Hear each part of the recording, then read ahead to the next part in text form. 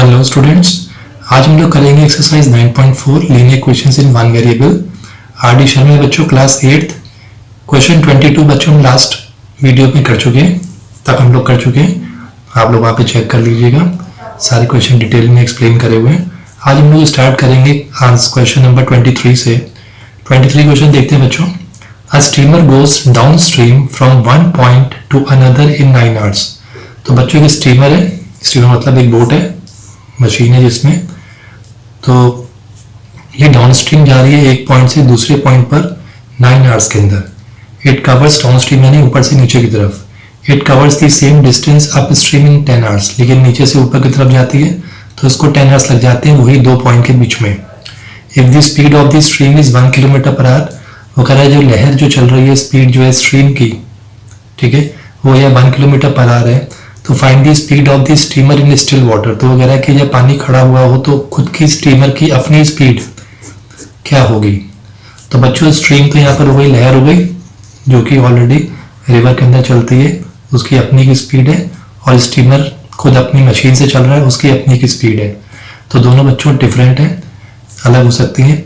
In still water तो हमको यहाँ पे फाइंड करना, find the speed of the steamer in still water and the distance between the ports. ठीक है बच्चों, और दोनों पोर्ट्स के बीच में जो हमने दो पॉइंट देखे उसके बीच का डिस्टेंस पता करना है, और स्टीमर की क्या स्पीड होगी हमें ये पता करनी है। देखते हैं बच्चों इसको। सॉल्यूशन 23। तो बच्चों हम पहले मान लेते हैं कि जो स्टीमर की जो स्पीड हमने निकालनी है इसको हम x किलोमीटर पर आवर मान लेते हैं, क्योंकि ये उनका हमको ये फाइंड करना है। तो रख लेते हैं let the speed of the steamer be x kilometre per hour. ठीक है, अब स्पीड जो स्ट्रीम की क्या है जो गिवन है, and the speed of the stream is equal to 1 kilometre per hour. ठीक है बच्चों, अब इसमें हमें ध्यान देना है कि इससे पहले डाउन स्ट्रीम की बात आती है। डाउन स्ट्रीम के केस में क्या हुआ है,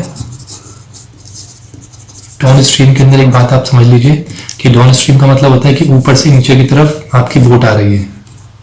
आपकी बोट जो है वो ऊपर से नीचे की तरफ आ रही है डाउन स्ट्रीम की तरफ। तो बच्चों इसके अंदर एक तो स्ट्रीम की अपनी स्पीड होगी और दूसरी इस स्टीमर की स्पीड होगी। तो अगर जब ये ऊपर से नीचे दोनों ही लहर नीचे की तरफ आ रहे हैं तो दोनों इनकी स्पीड जो है एड अप हो जाएंगी, क्योंकि दोनों ही डाउनवर्ड्स आ रहे हैं। तो इसमें speed of the steamer and the speed of the stream add हो जाएगी डाउन स्ट्रीम के अंदर, ये आपको याद रखना है। तो डाउन स्ट्रीम के केस के अंदर स्पीड कितनी हो जाएगी, स्पीड विल बी x + 1, दोनों जुड़ जाएंगी, इतनी स्पीड हो जाएगी।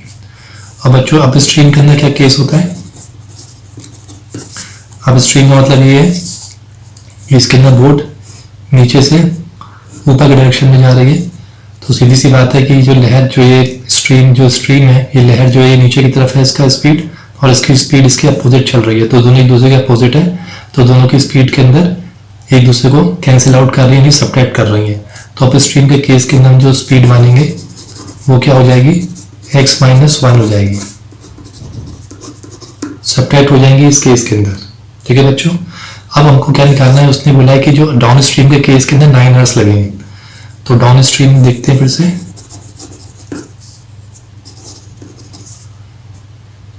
डाउन स्ट्रीम के अंदर जो टाइम लिया है बच्चों, कितना लिया है डाउन स्ट्रीम केस में, टाइम है 9 आवर्स। ठीक है, 9 आवर्स दिए, और इसके अंदर स्पीड हमको पता है डाउन स्ट्रीम के केस में x + 1 किलोमीटर पर आवर है।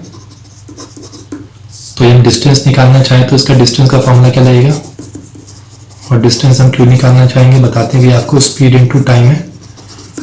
तो डिस्टेंस बच्चों इस केस में इसलिए निकालेंगे क्योंकि ये जो डाउन स्ट्रीम गया है और जो अप स्ट्रीम गया है तो ये वही पॉइंट है A एंड B, दो पॉइंट्स हैं, ऐसे ये A और B दो पॉइंट है। तो यानी कि दोनों केस में डिस्टेंस जो है वो सेम है, अप स्ट्रीम में और डाउन स्ट्रीम में उसने सेम पोर्ट्स के बीच के अंदर डिस्टेंस कवर किया है। तो इस केस में डिस्टेंस हम दोनों का बराबर ही मानेंगे। तो डाउन स्ट्रीम में डिस्टेंस क्या हो जाएगा, स्पीड इनटू टाइम। तो डाउन स्ट्रीम में हम क्या करेंगे, इसको x + 1 इंटू 9 से मल्टीप्लाई कर देंगे तो इतना किलोमीटर डिस्टेंस आ गया। अब आप स्ट्रीम देखते हैं, अब स्ट्रीम के केस में टाइम कितना लगा है, उसने कहा 10 आवर्स लगेंगे, और स्पीड इस केस में क्या हुई थी, सब्ट्रैक्ट हो गई थी, क्योंकि दोनों एक दूसरे के अपोजिट चल रही थी स्पीड। तो देयरफॉर इस केस में जो डिस्टेंस होगा वही होगा speed into time. Formula apply कर देंगे आप स्पीड का, तो यहाँ पर हो गया स्पीड x माइनस 1 इंटू 10। ठीक है बच्चों, अब दोनों केस में से मैंने आपसे कहा कि डिस्टेंस दोनों में सेम है, तो फिर हम क्या कर देंगे, therefore distance covered during downstream is equal to distance covered in upstream, same है। तो देयरफॉर यहाँ पे डिस्टेंस दोनों के बराबर हो जाएंगे, तो हम यहाँ पे x प्लस 1 इंटू 9 को इक्वल कर देंगे x माइनस 1 इंटू 10 के साथ। इसे हम खोल लेंगे, कितना हो जाएगा 9x प्लस 9, फिर इसको इससे करेंगे, फिर इससे करेंगे, इन द सेम वे इसको पहले 10 से x को करेंगे, तो 10x हो जाएगा माइनस 10 वन द 10। अभी हो गया हमारा 10x, x को एक साइड में ले आएंगे, लेफ्ट से राइट के अंदर ट्रांसपोज कर देंगे 9, ये प्लस का माइनस का 10 आके प्लस का 10 हो जाएगा, तो therefore x is equal to 90। तो x हमने बच्चों क्या माना था, स्पीड ऑफ द स्टीमर, तो स्पीड ऑफ द स्टीमर आ गई हमारी 19 kilometre per hour. So speed of the steamer is equal to x is equal to कितना माना था हमने, x माना था, तो 90 किलोमीटर पर आवर हो गई। तो बच्चों उसने चीज और पूछी है the distance between the ports, तो डिस्टेंस बच्चों इन दोनों में से कोई सा ले लेते हैं, क्योंकि दोनों डिस्टेंस एक दूसरे के बराबर है, या तो ये ले ले या ये वाला ले ले, दिस वन, ये डिस्टेंस, इसको थोड़ा सा सेपरेट कर दीजिए, क्योंकि यहाँ से फिर हमने यहाँ पे क्वेश्चन लगाई है, तो दोनों में से कोई भी डिस्टेंस ले सकते हैं। And distance is equal to, तो ये ले लेते हैं चाहे तो, ये हमारा x प्लस 1 इंटू 9, तो कितना हो जाएगा, x हमारा था 19 प्लस 1 इंटू 9, तो हो गया 20 इंटू 9, देयरफॉर 180 किलोमीटर। तो दो आंसर होगा इसके, जो डिस्टेंस है बिटवीन द टू पोर्ट्स वो कितने हो गए, 180 किलोमीटर्स। तो बच्चों इस तरीके से हम इस क्वेश्चन को सॉल्व कर देंगे। बस आपको उसमें एक चीज़ ध्यान रखनी है कि डाउन स्ट्रीम के अंदर दोनों की स्पीड ऐड हो जाएगी, और अप स्ट्रीम के अंदर दोनों की स्पीड सब्ट्रैक्ट हो जाएगी। अब हम देखते हैं क्वेश्चन नंबर 24।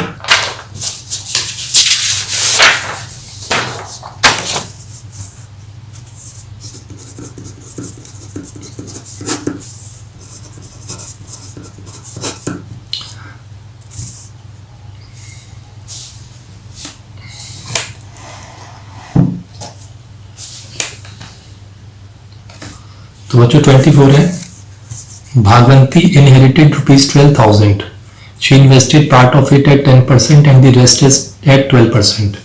तो बच्चों यहाँ पे भगवंती को 12,000 रुपीज थे उसके पास, उसको मिले थे, उसने एक पार्ट तो उसने 10% पे इन्वेस्ट कर दिया, और दूसरा जो बचा हुआ पार्ट था वो उसने 12% पे इन्वेस्ट कर दिया। Her annual income from these investments is ₹1,280। तो उसको जो दोनों से जो इनकम हुई है, जो इंटरेस्ट मिले उसको, वो किसके बराबर है, 1,280 रुपीज के बराबर।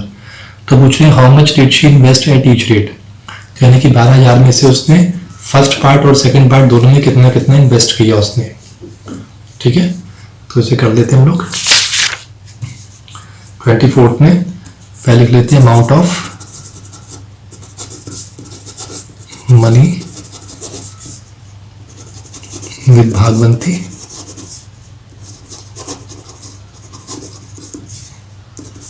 Is equal to ₹12,000। उसके बाद फिर हमने दिखाया कि टू पार्ट्स में उसने इन्वेस्ट करें, तो लिख लेते हैं she invested money in two parts. ठीक है बच्चों, तो लेट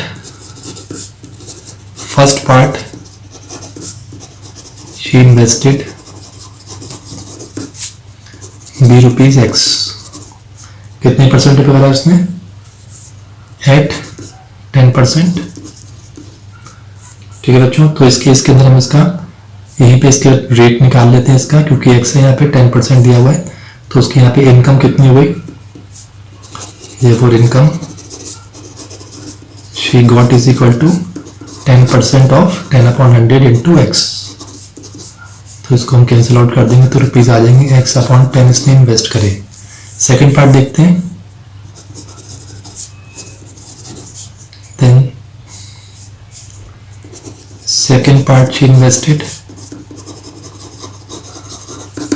तो यहाँ पे इसने 12,000 में से x इन्वेस्ट कर दिए पहले केस में, तो सेकंड में कितने करे होंगे 12,000 माइनस एक्स, बचे हुए पैसे इसमें कर दिए होंगे।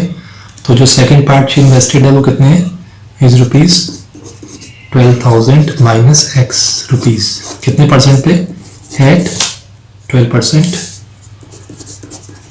तो यहाँ पे देखते हैं देयरफॉर इनकम इसकी यहाँ पे कितनी हुई, therefore income she got is equal to 12% यानी 12/100 ऑफ 12,000 माइनस एक्स। अब बच्चों हम लोग को इनकम निकलाइए, फर्स्ट पार्ट में इतनी थी और सेकंड पार्ट से इसकी इतनी इन्वेस्टमेंट हुई है, और ये टोटल जो इनकम है किसके बराबर है उसकी 1,280 रुपीज़ के बराबर हो गई टोटल एनुअल इनकम इसकी। ठीक है, तो गिवन क्या है, annual income is rupees 1,280, therefore total annual income is equal to x/10, जो 10% पे करी है उसने, और 12% पे 12/100 इंटू 12,000 माइनस एक्स। ठीक है बच्चों, उसका एक क्वेश्चन बन गई हमारे पास। यहाँ पर हम एनुअल इनकम और लिख लें 1280, तो ये हमारे पास इक्वेशन बन जाएगी।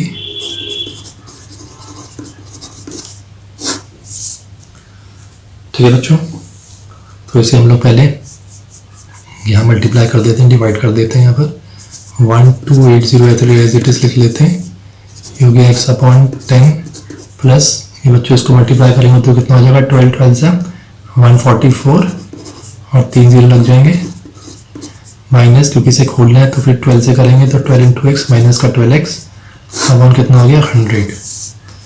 ठीक है बच्चों, इसका पूरे का एलसीएम निकाल लीजिए, 100 आ जाएगा दोनों राइट साइड का, तो 10 10 x इंटू 10 10x हो जाएगा, प्लस ये एज इट आ जाएगा क्योंकि 100 1 होता है, तो यहाँ पे ये वैल्यूज एज इट इज आ जाएंगी। 100 को क्रॉस मल्टीप्लीकेशन करके इधर कर देते हैं, तो 1280 इंटू 100, और यहाँ पे माइनस का 12x है प्लस का 10x, तो ये माइनस का 2x हो जाएगा और प्लस का 144,000। अब x की वैल्यू निकालनी है, तो इसको चाहे तो इधर ले आए तो प्लस का 2x हो जाएगा और 144,000 यहाँ पे है, इसको उठा के यहाँ ले आएंगे तो माइनस का कितना हो जाएगा 128,000, मल्टीप्लाई कर देंगे तो इतना हो जाएगा। तो therefore 2x is equal to, इसको सेपरेट कर देंगे 144,000 को 128,000 से, तो विल गेट 16,000 मिल जाएगा। तो x is equal to 16,000 divided by 2 आ जाएगा हमारे पास 8,000। ठीक है बच्चों, तो x की वैल्यू कितनी आ रही है 8,000, यानी कि उसने फर्स्ट पार्ट जो है उसने फर्स्ट पार्ट में 8,000 करा है और दूसरे पार्ट में 12,000 माइनस 8,000 4,000 उसने सेकंड पार्ट में किया है। तो question what he asked, how much did she invest at each rate, therefore at 10% she invested x माना था, तो 8,000 तो उस पर इन्वेस्ट किया फर्स्ट पार्ट पे, and at 12% she invested 12,000 minus x, यानी कि 12,000 माइनस 8,000 इज इक्वल टू ₹4,000। तो बच्चों दो आंसर आ गए 8,000 एंड 4,000। तो आई थिंक बच्चों आपको क्लियर हो गया होगा ये क्वेश्चन भी 24। तो हम देखते हैं क्वेश्चन नंबर 25।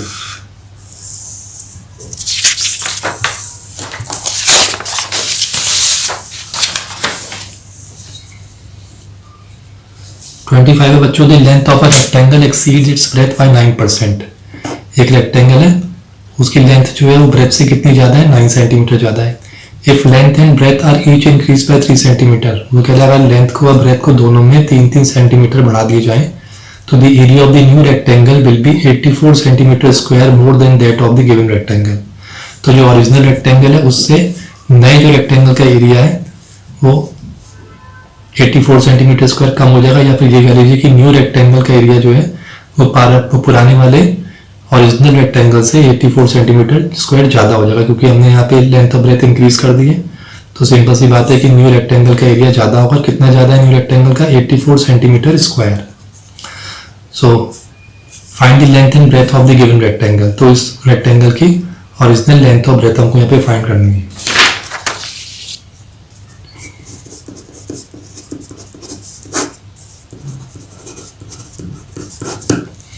तो पहले हम लोग देख लेते हैं इसके अंदर, ब्रेथ को मान लेते हैं हम लोग x मान लेते हैं और लेंथ उसके अंदर 9 सेंटीमीटर बढ़ी है। तो लिखते हैं लेट ओरिजिनल, लिख लेते हैं let the original breadth of rectangle is equal to x centimetre. Then original length of rectangle is equal to x plus 9 centimetre. ठीक है, तो ये तो ओरिजिनल की हो गई। तो अब यहाँ पे जैसे उन्होंने बोला है कि एरिया बाद में पूछा है इसने, तो हम लगे हाथ अभी इसका एरिया यही का यही निकाल लेते हैं। तो देयरफॉर एरिया कितना हो गया, एरिया ऑफ ओरिजिनल या फिर गिवन रेक्टेंगल। तो एरिया ऑफ रेक्टेंगल क्या होता है, L into B, length into breadth. तो लेंथ को मल्टीप्लाई कर देंगे हम ब्रेथ के साथ, तो हमको मिल जाएगा x स्क्वायर प्लस 9x क्या सेंटीमीटर स्क्वायर। अब देखते हैं जो न्यू रेक्टेंगल की बात आ रही है। न्यू रेक्टेंगल कैसे हुआ, लेंथ में कितनी है, लेंथ बिकम्स x, कितनी थी लेंथ हमारी, x प्लस 9। तो लेंथ x प्लस 9 में 3 सेंटीमीटर बढ़ गए, तो फाइनली हो गया ये x plus 12 centimetre. And breadth के अंदर भी वो उसमें 3 सेंटीमीटर ही बढ़े दोनों के अंदर। If length and breadth are each increase by 3 centimetre, तो ब्रेथ बिकम्स, ब्रेथ कितनी थी x थी, तो it becomes x plus 3 centimetre.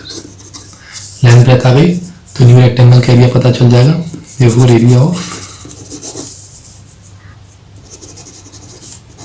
new rectangle is equal to x plus 12 into, क्योंकि l into b होता है, और x plus 3। ठीक है बच्चों, इसको ऐसे ही मल्टीप्लाई कर देते हैं। हमको मिल जाएगा x square plus 15x plus 36 what centimetre square. ठीक है बच्चों, तो अब उसने बोला क्या कि जो न्यू रेक्टेंगल है उसका एरिया 84 सेंटीमीटर स्क्वायर ज़्यादा है। So according to this statement क्या करेंगे, जो इसका एरिया है, एरिया ऑफ न्यू रेक्टेंगल में से हम लोग